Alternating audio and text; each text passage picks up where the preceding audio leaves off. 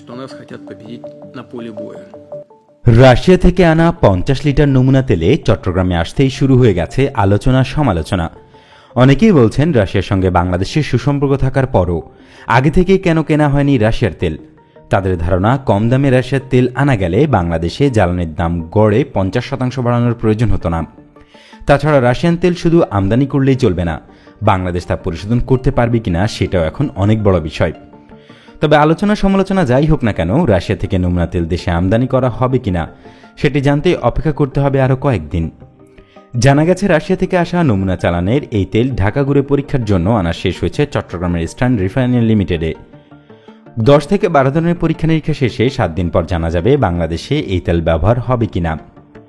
সম্প্রতি রাশিয়া থেকে বিমানে ঢাকা শাহজালাল আন্তর্জাতিক বিমানবন্দরে পৌঁছে জ্বালানি তেলের 50 লিটারের নমুনা চালানটি।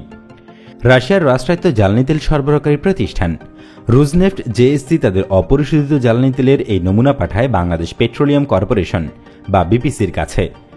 চট্টগ্রামের ইস্টার্ন রিফাইনারি লিমিটেডের একজন কর্মকর্তা জানান, স্পেসিফিকেশন অফ ফ্লুইড অয়েলের যাবতীয় পরীক্ষা নিরীক্ষা করা হবে, যেমন specific gravity, destination, density, displace ইত্যাদি। এক্ষেত্রে কোনো উপাদানের উপস্থিতি বা স্ট্যান্ডার্ড মাত্রার তারতম্য হলে তা আরও নানা পরীক্ষা নিরীক্ষা করতে হবে। এসব পরীক্ষার পর জানা যাবে এ তেল আমাদের ব্যবহার উপযোগী কিনা। চট্টগ্রামে অবস্থিত ইস্টার্ন রিফাইনারি লিমিটেড হল বাংলাদেশের একমাত্র তেল শোধনাগার, যেখানে নিজস্ব পরিশোধন ইউনিটের মাধ্যমে অপরিশোধিত তেল শোধন করা হয়ে থাকে। এই শোধনাগারে আরও রয়েছে অনুঘটক পুনর্গঠন ইউনিট, অ্যাসফল্টিক বিটুমিন প্ল্যান্ট এবং মৃদু হাইড্রোক্র্যাঙ্কিং ইউনিট। সম্প্রতি জ্বালানি তেলের দাম অস্বাভাবিক হারে বাড়ানোর সঙ্গে সঙ্গে নিত্য প্রয়োজনীয় পণ্যের দামও বেড়ে যাওয়ায় ক্ষোভ রয়েছে সাধারণ মানুষের মধ্যে। কম দামে জ্বালানি তেল পাওয়ার জন্য দ্বিতীয় কোনো উৎস সরকারিভাবে খোঁজ না রাখায় ক্ষোভ প্রকাশ করে বিভিন্ন সংস্থা। তাদের দাবি, বাংলাদেশ হল আমলাতান্ত্রিক জটিলতার দেশ, ভোগান্তিতে না পড়লে এ দেশ কোনো শিক্ষা নেয় না। জ্বালানি তেলের দ্বিতীয় কোনো উৎস খোঁজ করে রাখলে দেশ আজ সমস্যায় পড়তে হতো না।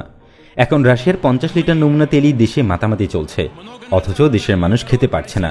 সেদিকে সরকারের নজর দেওয়া উচিত।